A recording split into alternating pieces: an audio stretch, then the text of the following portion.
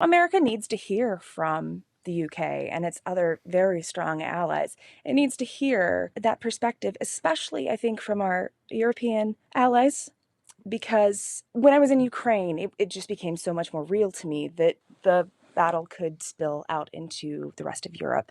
And because of our proximity in the US, I don't think that Americans really, they don't see it from your perspective. And so I hope David Cameron comes and is able to lay that out on the floor for all of his meetings. The Foreign Secretary, Lord Cameron, is in Washington as he continues his efforts to persuade Republicans in Congress to release $60 billion of military aid for Ukraine. On his way there, he met Donald Trump at his Mar-a-Lago base in Florida.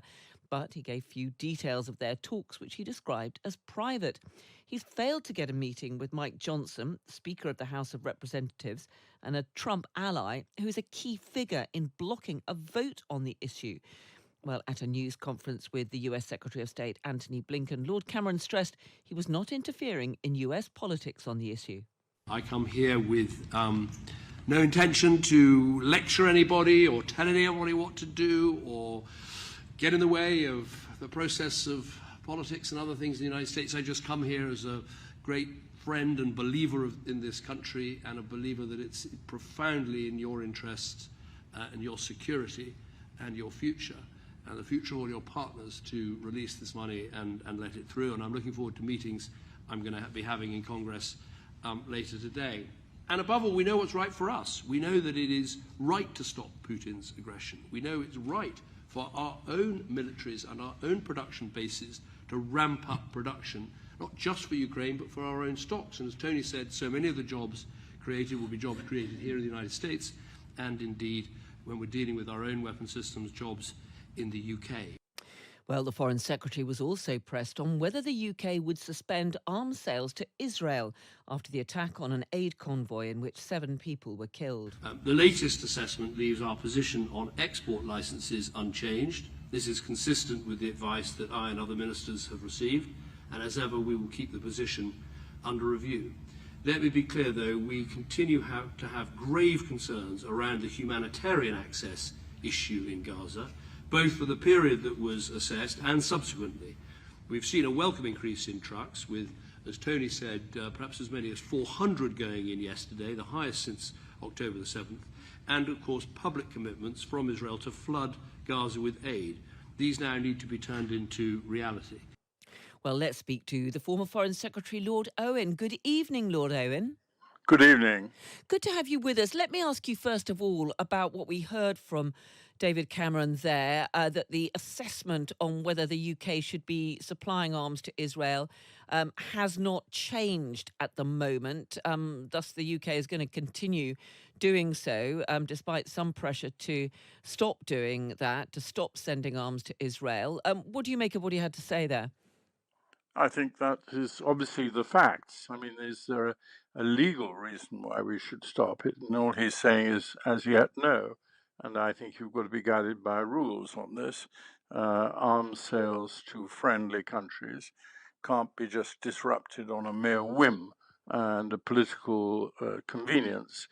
But we are all abide by the law. Arms sales are subject to quite tough laws. And I think the Foreign Secretary was right to raise the issue and to warn Israel that we might have to do this if there was a legal finding, but the legal finding is such that it doesn't need to be done. And I'm glad that's the case. Israel is a friend and ally, and I think one's got to be very careful about stopping munitions, particularly actually since they're very small. I mean, it isn't. It would be a political gesture to do it, but I think it would be a political gesture that would carry for quite a long time across party views amongst not just Israelis, but other people as well. Do you think that Lord Cameron should do, as Labour is pushing him to do, which is to publish that legal advice so that people can see why we're continuing to supply arms, despite, as he himself said, the grave concerns about the extent of humanitarian supplies that are being allowed in? No, I don't think you should. I think that's for the advice of government, and some things are better left not said. And as I say, it would be very difficult decision to break a friendship that has existed ever since the State of Israel was created. And in my view, it would be not the right way to handle Israel. I say that as somebody who was the first foreign secretary ever to visit Israel, right, strangely enough. Well, let me ask you about the other main purpose of Lord Cameron's visit, which is to try to persuade Republicans to lift their block on more aid to Ukraine, that big $60 billion package that's been held up for months now. Do you think all those words are going to make much difference? I hope they do. I do think it's important enough for him to fly the Atlantic and to make those representations. I think the situation is grave and getting worse in Ukraine, and we do need to have that democratic decision made by the Biden government carried through Congress and delivered to Ukraine. And if it cannot be done, then we'll in Europe will have to look again at making more contributions to fill the gap. It is really ridiculous that the free democratic world could sit back and watch Putin make a armed aggression across an international boundary, as he has done over Ukraine, when we have got the capacity financially, undoubtedly, to make it possible for the Ukrainians to continue to resist Putin's armed forces. And remember, the Ukraine have done fantastically well. Some people predicted that the Russians would be in the capital celebrating within 2 days. In fact, their army arrived into the war with ceremonial uniform in their baggage, fully expecting to have a ceremonial takeover of the capital, Kiev. And it's therefore a very, very important issue, this. And Cameron was quite right to go to the United States and make this appeal. And he's been meeting Donald Trump, the former and quite possibly future president of the United States. I'm sure we'd all love to have been a fly on the wall at that meeting. He didn't give much away, but how do you see the relationship between these two? Because, of course, they did clash when David Cameron was Prime Minister, but he comes at it with quite a bit of clout as a former Prime Minister, and Donald Trump could be the key figure in this. Yes, I think it was, again, the right decision to go and talk to former President Trump. And I think we don't want to interfere with their election campaign. It's not really fully underway at the moment. I think if it was closer to the actual election, it would be difficult to go. But I think that and I'm sure it was basically passed through the Biden government. We're not in the business of making enemies of the Biden government. Biden government want this to be done, and they're happy to be done. I also think it was pretty sensible for it to be private. Of course, how much leaks out, knowing Trump, something will leak out.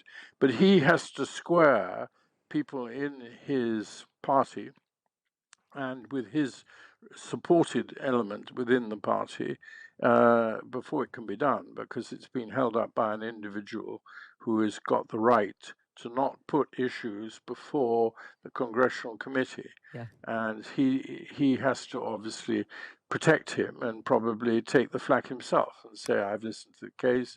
I think in this rare circumstances, we should let this one run and let it go through. But I'm not very optimistic that that's what's likely to happen. I think Trump, when he takes positions, usually sticks with them for an hour. For at least an hour or so before he changes his mind. It's been great to speak to you. Lord Owen, thanks so much for joining us. We don't know a lot, but I think that it's sending a very strong message that he's committed to reaching out to both sides. And I think that it shows that he knows where the target audience is. And he knows that he has to get Donald Trump on board with Ukraine funding. And that's quite a task. I mean, one can assume that Trump knows who David Cameron is, even although David Cameron previously in his memoirs has been pretty rude about him, calling him protectionist, xenophobic and misogynistic. Right. I mean, it's a tough sell. I was honestly, I was a little bit surprised to see that Trump had agreed to a meeting. I mean, David Cameron really wants to meet with the House Speaker, Mike Johnson, and that's really unclear at this point. So I think the fact that Trump accepted an invitation to speak with David Cameron goes a long way. What is Trump's position about supporting Ukraine? Is he saying absolutely we won't send any more money or arms?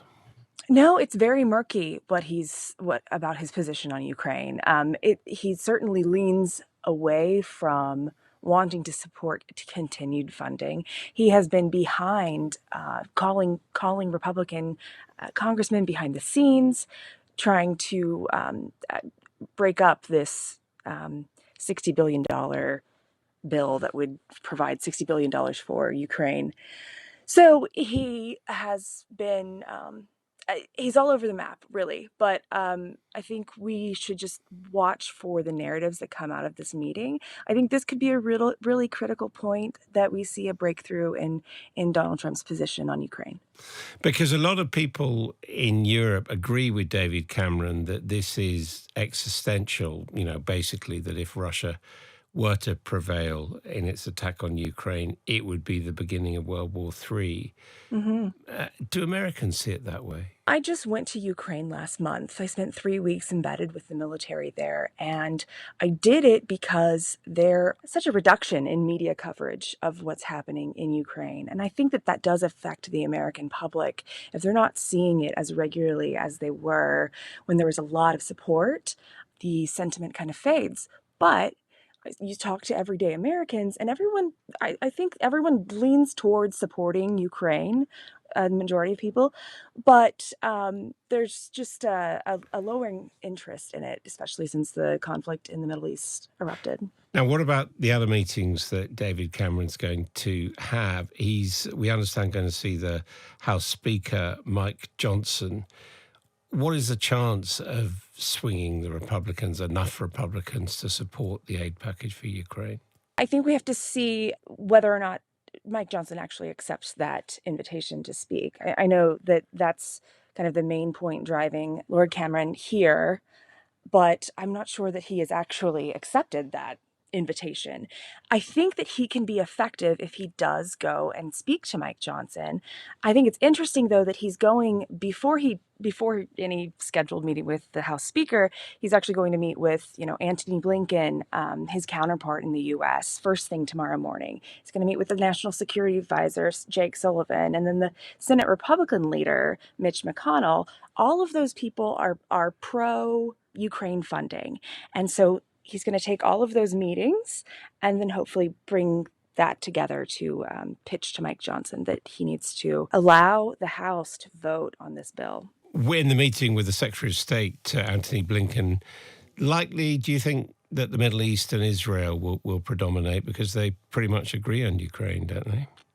They do agree on Ukraine. I think there can be some insight provided in a number of these meetings. Maybe not Antony Blinken, but certainly Mitch McConnell, who can speak about the Republican psyche and what's kind of driving a hesitance to put this bill on the floor. I think getting into the mindset of Ukraine is going to be important. And Israel will also come up. There's been a lot of developments this week, and I'm sure they're going to discuss that. A lot of their viewpoints, though, to your point, they align on. And we had yesterday the apparent withdrawal of IDF forces from some parts of Gaza, but at the same time, Netanyahu defiantly saying that he'd set a date for the next assault, which the American administration have warned him against. I mean, are we approaching a point, do you think, where if Netanyahu carries on as he has been, that there could be some sort of breach with Israel? Because we know in previous conflicts, America has actually stopped supplying weapons briefly to Israel. I think what really made a big difference in that shift was the killing of the World Central Kitchen employees. They were the humanitarian aid workers there, and one person killed was an American. That really woke up the Biden administration, and I was told that they were really infuriated by that. And taking that perspective, I suspect that the needle is moving towards putting Netanyahu in check. British public opinion is firmly supporting a ceasefire. Where's American public opinion on this? It's still very scattered, but the protests to end the bombings in Gaza are everywhere. Especially, living in Washington, D.C., I see something about daily, either a protest or someone tagging a wall that says Free Gaza. Palestinian and Muslim Americans are hurt and they are protesting all the time. But then I think there's a lot of people out there who aren't paying as close attention, but still the American public is waking up to the atrocities that are happening in Gaza. It's hard, though, for them because we've always had Israel as such a strong alliance. And finally, difficult question, really, but I mean, what does America think of David Cameron? Obviously, he was on the international stage as British Prime Minister for 7 years, but yeah. Does anyone know who he is? What are the memories of him? I mean, his association with Brexit really made him not quite a household name, but definitely put him on the map. The U.S., I think his presence will be appreciated more than perhaps the person who was minister before him because of his national recognition and his long history of negotiating and planning and America needs to hear from the UK and its other very strong allies. It needs to hear that perspective, especially I think from our European allies. Because when I was in Ukraine, it just became so much more real to me that the battle could spill out into the rest of Europe. And because of our proximity in the US, I don't think that the Americans really, they don't see it from your perspective. And so I hope David Cameron comes and is able to lay that out on the floor for all of his meetings. But it's interesting. You think he's sort of increased the credibility of British diplomacy in America? I think so. Yeah, I do think so. Because he is a figure that people recognize. I mean, that's not necessarily the case. I mean, I think people know who Rishi Sunak is, but I think more people know who David Cameron is. Yeah, just a couple of quick questions on David Cameron's visit to the United States. Ukraine was the driver for a dinner with Donald Trump at Mar-a-Lago in Florida. That's Trump's home. Cameron wants to unblock the jam on Capitol Hill over funding for Ukraine, which Ukraine desperately needs. Donald Trump has the key, such is his power, to unlock it. How did it all go? Unclear. We will know if lieutenants of Donald Trump in Congress, particularly the House of Representatives, side with Speaker Mike Johnson, who wants to get aid to Ukraine.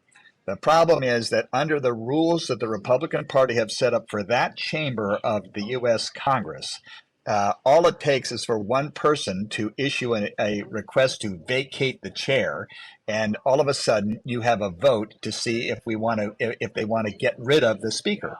And so Mr. Trump has to make some phone calls. First of all, he has to be convinced, but that the aid to Ukraine is in the best interest of Donald Trump, right? And Donald Trump and his party and his campaign for president. That's fundamental. He's not interested in geopolitics. He's not interested in NATO. He's not interested in any of that. It's whether or not this would help him somehow, some way, get back to the White House. Republicans are split on this, and a lot of Republicans just don't like the idea of aid to Ukraine because Democrats are for it. That's how split and partisan things have gotten. Plus, there's so that could change if they got into power. Then that could change. It could.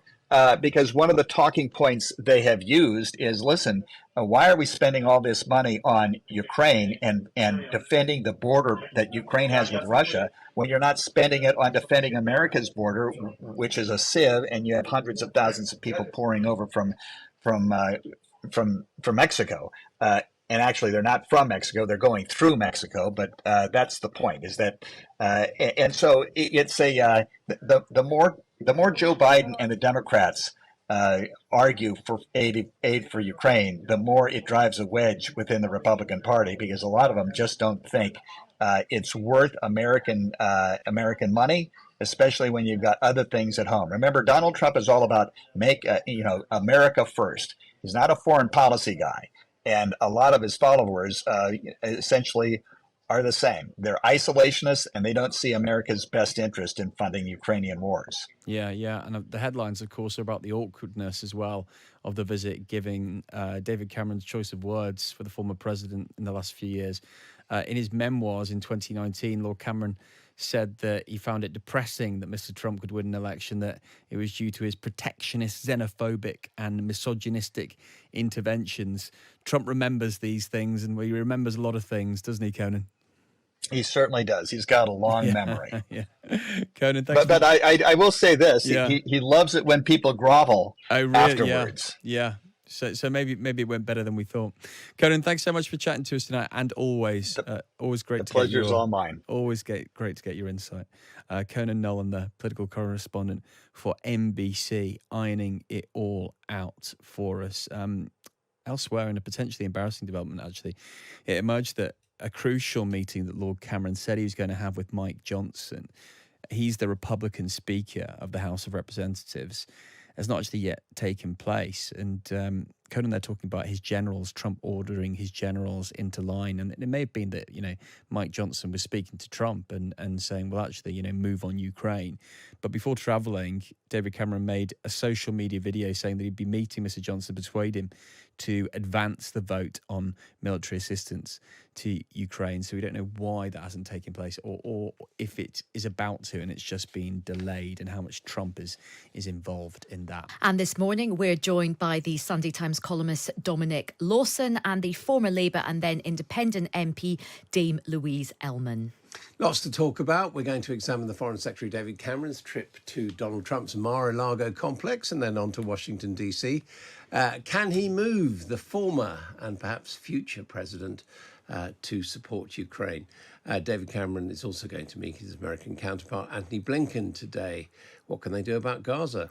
Meanwhile, the Labour Party has found a new way of generating money. It seems a bit like their old suggestion of picking the pockets of non-DOMs. They're going to close down some loopholes, but are their plans realistic? And are table manners still worth bothering about anymore? Right, well, good morning, Dominic. Good morning. Oh, can you hear us? I can hear you. Excellent. Yes. Good morning. And good morning, Dame Louise. Good morning. Let's start off with a big trip by Foreign Secretary Lord Cameron to America. Now, originally he was scheduled to just meet members of the Biden administration, but then he took a 1,000-mile detour to pay homage at the court of Donald Trump. He met the former and maybe future president for dinner yesterday at Trump's Mar-a-Lago estate in Florida. Now, David Cameron wants to persuade Donald Trump to throw his weight behind support for Ukraine. Many Republicans in the Congress are very much opposed to sending billions of dollars to help fight the war in Russia, but they might change their minds if Donald Trump tells them to. Earlier, Adam spoke with Caitlin Doornbos. She's a Washington reporter for the New York Times. She told us that David Cameron had a task ahead of him, but that this meeting might be a first step. It's a tough sell. I was a little bit surprised to see that Trump had agreed to a meeting. I mean, David Cameron really wants to meet with the House Speaker, Mike Johnson, and that's really unclear at this point. So I think the fact that Trump accepted an invitation to speak with David Cameron goes a long way. So, Dominic, I'm going to come to you first. I mean, what do you think about David Cameron's trip, about him going to see Donald Trump, and then of course he's got big work to do with the Biden administration in terms of Gaza? Do you think he's going to sort of persuade Donald Trump to change his mind on Ukraine?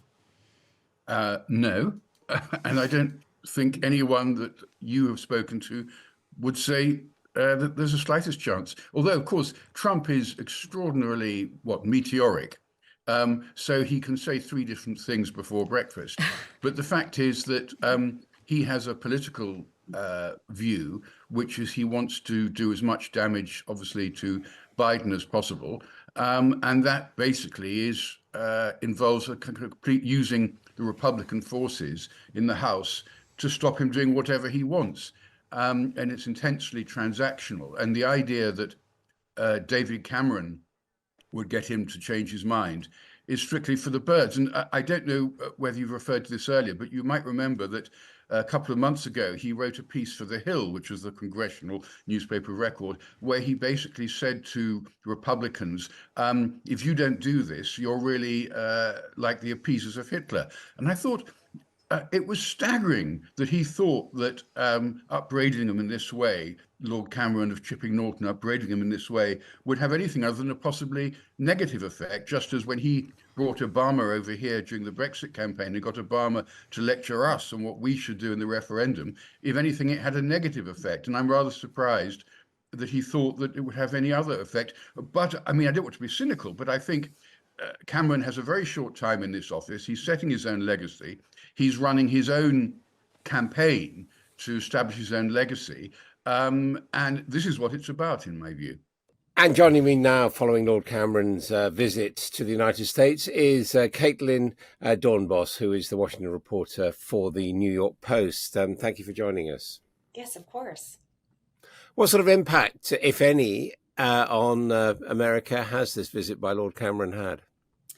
I think that it has had its intended purposes. It's brought in more attention to the issue.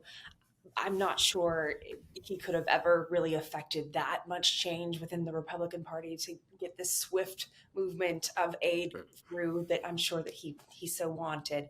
But I mean, I think that he coming here, meeting with Trump last night, that was certainly buying favor with Republicans. And then following that up with kind of speaking with the officials who are in Washington and trying to get in to Congress. Of course, our House Speaker, Mike Johnson, declined to accept his invitation to meet, but I understand that he's actually met with some other lawmakers, just ones that aren't as crucial to this fight. I mean, it's being interpreted here in the newspaper, the word snub by Mike Johnson is being used. Yeah, I think snub is a perfectly appropriate way to, color that. He met with Lord Cameron in December, and so this was kind of like a bit of an about face. All these months later, granted, he is facing a really hard time ahead. We have it in our Congress right now, in the House, where it only takes one person to stand up and kick the House Speaker out. That's why we had that chaos last year when we saw our former House Speaker ousted. And I think Mike Johnson is afraid of that and siding with anything that Donald Trump says, siding against that. He's just not going to touch that. I mean, it's a bit of a contradiction, really, that Trump did meet with Cameron, whereas his sidekick, if I could put it that way, didn't. Yeah, absolutely. And you know what? I've seen that in some other British media, kind of colored as oh, it's a big failure. You know, it was embarrassing that he went to speak with Trump and then got snubbed by Mike Johnson. And I think that is a little bit unfair because he went to speak with Donald Trump, I think, even having the diplomatic engagement at all is still going to curry some favor with Republicans here. And I think it was a bit, if he did think that meeting with Donald Trump was going to guarantee him a meeting with Mike Johnson today, that may have been a little bit naive. Okay, now you said he saw other lawmakers. Were some of those Republicans who have been holding up the aid to Ukraine? It's a complicated situation. There are the hardliners who say absolutely not. They would not meet with him. Marjorie Taylor Greene is one of them that kind of has had a tumultuous relationship with Lord Cameron from afar. Obviously would not meet with him. But he was able to meet with people who were willing to talk to him, who were actually interested in having that conversation. Those people, those ones on the fence, those are the ones that are probably the most likely to flip. And he got to meet with them at least. What about his key meetings with the administration, with the Secretary of State? And his news conference, of course. One of the things that Lord Cameron did say was that Britain would not be cutting off arms sales to Israel. Was that welcome? Yes. I mean, certainly, I think that is welcome among kind of the conservative audiences, not cutting off those weapons to Israel. However, there is I think it still, wasn't welcome to the White House. right? I know it's something else. It wasn't welcome to the White House, though. I mean, well, I guess that's unfair to say. I don't know for certain on that, but I think there's a growing apprehension to continuing this effort here in the White House, giving all of that support to Israel.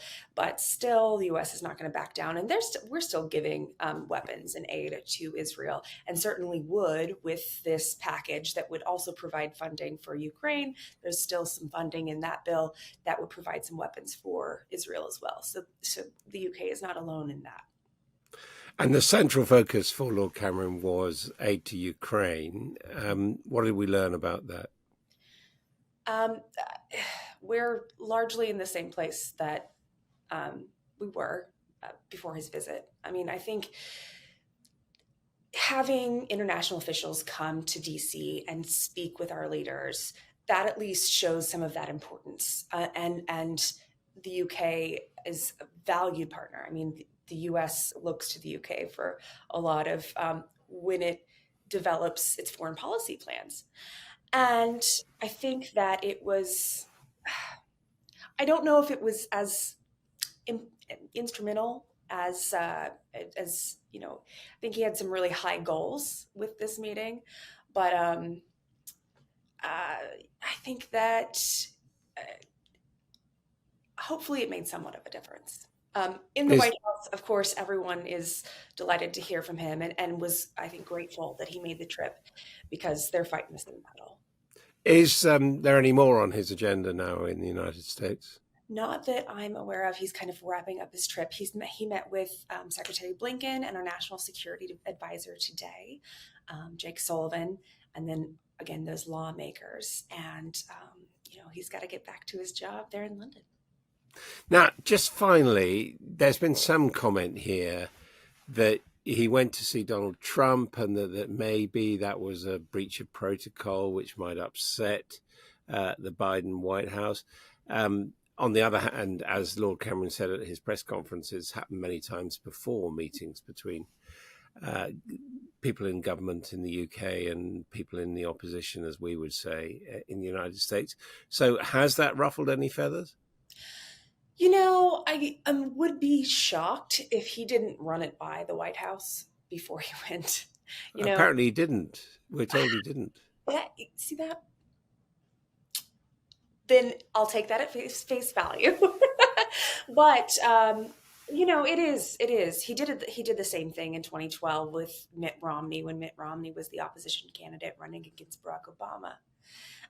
It has precedent. I think that the White House will take any help it can get in trying to get through to Donald Trump from the sidelines, though, of course, they like to stay far away from that fire pole. And the New York Times today describes David Cameron as almost a British leader abroad. Is that how you would see it? Almost a British leader? I don't know. I think he came across very diplomatically. I think he spoke really passionately. I connected with what he was saying, and I thought that he did a good job kind of explaining that to the audience. He came over at his press conference earlier today with Secretary of State Blinken, and he's kind of iterated several times. I'm not here to lecture you. I'm not here to influence your politics, but I'm here to give you my opinion. And I think that played well with countering some of the narratives, because it's not popular, right, to hear, oh, you know, Lord Cameron's just going to come over here and tell us what to do. No, we wanted to have conversations. How effective they actually were, we'll let you decide. Caitlin Doornbos, thank you very much indeed. Always a pleasure.